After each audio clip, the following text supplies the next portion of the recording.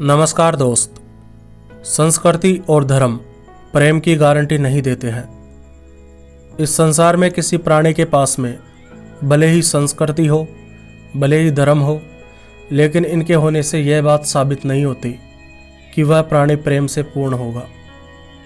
जानवरों और पेड़ पौधों के पास में कोई संस्कृति नहीं होती है, उनके पास में कोई धर्म नहीं होता है, लेकिन इसके बावजूद वे एक मनुष्य से ज़्यादा प्रेमपूर्ण होते हैं। एक व्यक्ति जो आपको शहर में चलता हुआ दिखाई देता है, उससे ज़्यादा प्रेम एक गांव के व्यक्ति में दिखता है, और एक व्यक्ति जो गांव में चलता हुआ दिखाई देता है, उससे ज़्यादा प्रेम एक आदिवासी में दिखता है, जंगल में रहने वाले आदमियों में दिखता है। और एक व्यक्ति जो आपको जंगल में घूमता हुआ दिखाई देता है, उससे ज़्यादा प्रेम एक जानवर में दिखाई पड़ता है, और उन जानवरों से ज़्यादा प्रेम पेड़ पौधों में दिखाई पड़ता है। मनुष्य जैसे जैसे संस्कृति और धर्मों के प्रभाव में आता है, वैसे वैसे ही वह प्रेम से शून्य होने लग जाता है।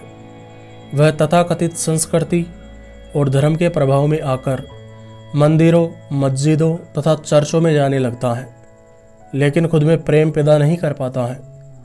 इस प्रकार देखा जाए तो जिनके पास में विकसित संस्कृति है तथा धर्म है, ऐसे व्यक्तियों में उन व्यक्तियों की तुलना में कम प्रेम पाया जाता है जिनके पास में कोई विकसित संस्कृति या धर्म नहीं है।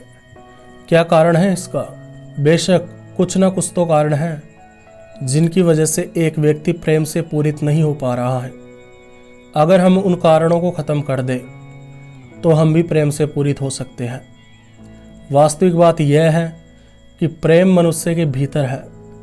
जितनी गारंटी नदी में पानी होने की है, उतनी ही गारंटी एक मनुष्य में प्रेम होने की है। अंदर से प्रत्येक मनुष्य प्रेम से पूरित होता है, लेकिन वह प्रेम प्रकट नहीं हो पाता है, क्योंकि मनुष्य ने उस प्रेम के चारों तरफ एक मोटी दीवार खड़ी कर दी है। आपको एक छोटा सा प्रयोग बताना चाहूँगा। आप एक डिब्बा लेना, अब एक और डिब्बा लेना जो उससे छोटा हो। उस बड़े डिब्बे में उस छोटी सी डिब्बी को बिल्कुल मध्य में रख देना, और उस छोटे डिब्बे के अंदर एक आदमी जैसा दिखने वाला पुतला रख देना, और उस बड़े डिब्बे में रेत भरते जाना। आप देखेंगे कि वह रेत उस बड़े डिब्बे में भर जाती है, लेकिन उस छोटे डिब्बे में प्रवेश नहीं कर पाती है जिसमें आदमी खड़ा हुआ है। लेकिन यदि हम उस छोटे डिब्बे में बड़ा सा छेद कर दें तो वह रेत उस डिब्बे में प्रवेश कर सकती है। इस उदाहरण के माध्यम से मैं आपको समझाना चाहता हूँ कि संसार में चारों तरफ प्रेम बिखरा पड़ा है, लेकिन एक मनुष्य खुद को ऐसे कैद कर लेता है जिसकी वजह से वह प्रेम से पूर्ण व्यक्ति नहीं बन पाता है। प्रेम उस तक पहुँच नहीं पाता है। प्रेम बाहर भी है, प्रेम मनुष्य के भीतर भी है, लेकिन अगर मनुष्य खुद को कैद कर देता है तो वह उस प्रेम से वंचित रह जाता है। एक बार की बात है, एक व्यक्ति यह देखना चाहता था कि मूर्तियाँ कैसे बनाई जाती है। अपनी जिज्ञासा की वजह से वह एक मूर्तिकार के पास में जाता है और उसे मूर्ति बनाते हुए देखता है। वह देखता है कि वह मूर्तिकार एक पत्थर को छेनी और हथौड़े से मार रहा है। तो उस व्यक्ति ने उस मूर्तिकार से कहा कि मैं आपको कब से देखता जा रहा हूँ, आप इस पत्थर को सावधानी से तोड़ते जा रहे हैं, लेकिन मुझे अभी तक मूर्ति दिखाई नहीं दी। तुम मूर्ति कब बनाओगे? मुझे बताओ, मैं उत्सुक हूँ। तो उस मूर्तिकार ने बहुत ही शानदार बात कही। उसने कहा, सुन भाई, मूर्ति बनाई नहीं जाती, मूर्ति खोजी जाती है। मूर्ति पत्थर में पहले से ही मौजूद होती है, हमें बस बेकार के पत्थर को हटाना पड़ता है और उस मूर्ति को प्रकट करना होता है। और जो व्यक्ति इस कला में निपुण हो जाता है, जो व्यक्ति बेकार के पत्थर को हटाने में निपुण हो जाता है, वह व्यक्ति मूर्तिकार हो जाता है। जिस प्रकार एक पत्थर में मूर्ति छिपी हुई होती है, हमें बस उसे बाहर निकालने के लिए बेकार के पत्थर को हटाना पड़ता है, ठीक उसी प्रकार प्रत्येक मनुष्य के भीतर प्रेम है, लेकिन उस प्रेम को प्रकट करने के लिए उस प्रेम के मार्ग में रुकावटी चीज़ों को दूर करना पड़ता है। उन सभी कारणों को दूर करना पड़ता है जिनकी वजह से प्रेम छिपा हुआ रहता है। आप एक चिकित्सक के पास जाइए और उससे पूछिए कि स्वास्थ्य क्या है, तो वह आपको क्या जवाब देगा? वह आपसे कहेगा कि जहाँ बीमारियाँ नहीं हैं वहाँ स्वास्थ्य है।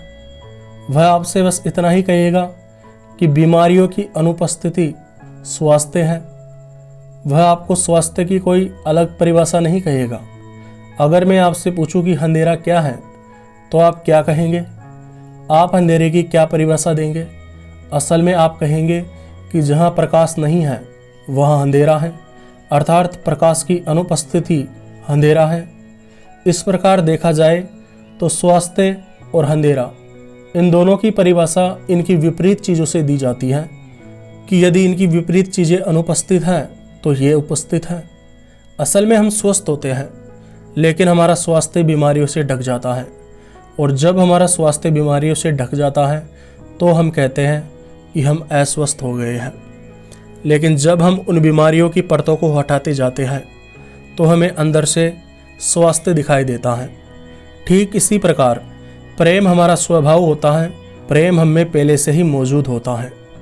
महान दार्शनिक ओशो कहते हैं कि यदि एक मनुष्य के ऊपर गलत संस्कृति और संस्कार की गलत धाराएं और बाधाएं न हो तो प्रत्येक मनुष्य प्रेम को उपलब्ध हो सकता है। यह अनिवार्यता है। प्रेम से कोई बच नहीं सकता। प्रेम स्वभाव है। हमारा जीवन एक नदी की तरह है। गंगा हिमालय से बहती है और प्रकृति की कई बाधाओं को चुनौती देती हुई अंततः सागर तक पहुंच ही जाती है। जब गंगा हिमालय से निकलती है तो वह किसी व्यक्ति से यह नहीं पूछती कि सागर किधर है। गंगा को सागर तक पहुंचने में कई मुसीबतों का सामना करना पड़ता है। उसे पहाड़ों से अपना रास्ता बनाना पड़ता है, मैदानों से अपना रास्ता बनाना पड़ता है। गंगा के पास में कोई नक्शा नहीं है, कोई गूगल मैप नहीं है कि वह सागर को खोज ले। गंगा सागर को खोज ही लेगी, क्योंकि सागर गंगा के प्राणों की प्यास है। गंगा प्रकृति को कई लाभ पहुंचाती है, कई जीव जंतुओं की प्यास बुझाती है, पौधों को हरियाली प्रदान करते हुए अंत में अपने प्राणों की प्यास पूरी कर लेती है, अर्थात सागर में मिल जाती है। वह दूसरों की प्यास मिटाते हुए खुद की प्यास मिटा लेती है। लेकिन सोचो, अगर गंगा नदी में जगह जगह पर बांध बना दिए जाए तो क्या होगा? प्रकृति और गंगा के बीच में मनुष्य की इंजीनियरिंग बाधा डाले तो क्या होगा? शायद हो सकता है कि गंगा सागर तक ना पहुंच पाए। प्रकृति चाहे कितनी ही बाधाएं दे दे, वह अंत में सागर तक पहुंच जाएगी। असल में प्रकृति की बाधाएं गंगा के लिए बाधा नहीं है। प्रकृति की बाधाएं गंगा के अंदर छिपी हुई शक्तियों को जगाने के लिए एक चुनौती है। गंगा की तरह ही मनुष्य भी प्रेम के सागर तक पहुंच सकता है, अगर वह खुद से अपने चारों तरफ मजबूत दीवारों का निर्माण न करे। प्रत्येक आदमी का जीवन गंगा की तरफ बहता हुआ है, जो अंततः सागर में पहुंच ही जाता है। लेकिन कोई व्यक्ति अगर अपने चारों तरफ खुद ही मुसीबतें बना ले तो ऐसा व्यक्ति प्रेम तक नहीं पहुंच पाता है। और आज करोड़ों लोगों का यही हाल है। वे अपने चारों तरफ खुद से एक दीवार बना लेते हैं और फिर कहते हैं कि हम प्रेम को प्राप्त नहीं कर पा रहे हैं। क्या यह बेवकूफ़ी नहीं है?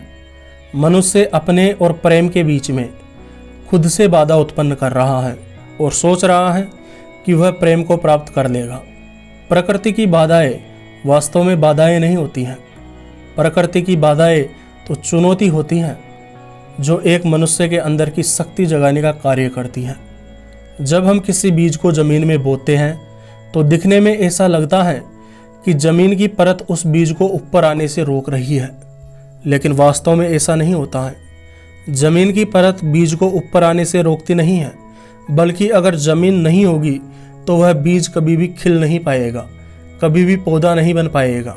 इस प्रकार जमीन बीज के पौधा बनने में बाधा नहीं है। जब हम एक बीज बोते हैं और अगर वह बीज पौधा नहीं बन पाता है तो हम यह नहीं कहते कि बीज ही खराब होगा। हम कहते हैं कि उसे पानी नहीं मिला होगा, उसे धूप नहीं मिली होगी, उसे आवश्यक पोषक तत्व नहीं मिले होंगे, इसीलिए वह पौधा नहीं बन पाया।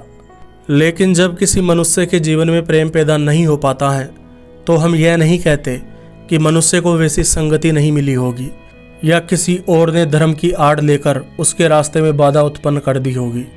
हम ऐसा नहीं कहते। हम सीधा कहते हैं कि प्रेम पैदा नहीं हुआ मतलब मनुष्य ही गलत है, लेकिन ऐसा नहीं है। प्रत्येक मनुष्य को प्रेम उपलब्ध हो सकता है अगर वह खुद अपने चारों तरफ दीवारें ना बनाए और धर्म का नाम लेकर जीवन से प्रेम खत्म करने वाले लोगों की बातों को ना सुने। मुझे इतना ध्यान लगाकर सुनने के लिए आपका दिल से धन्यवाद।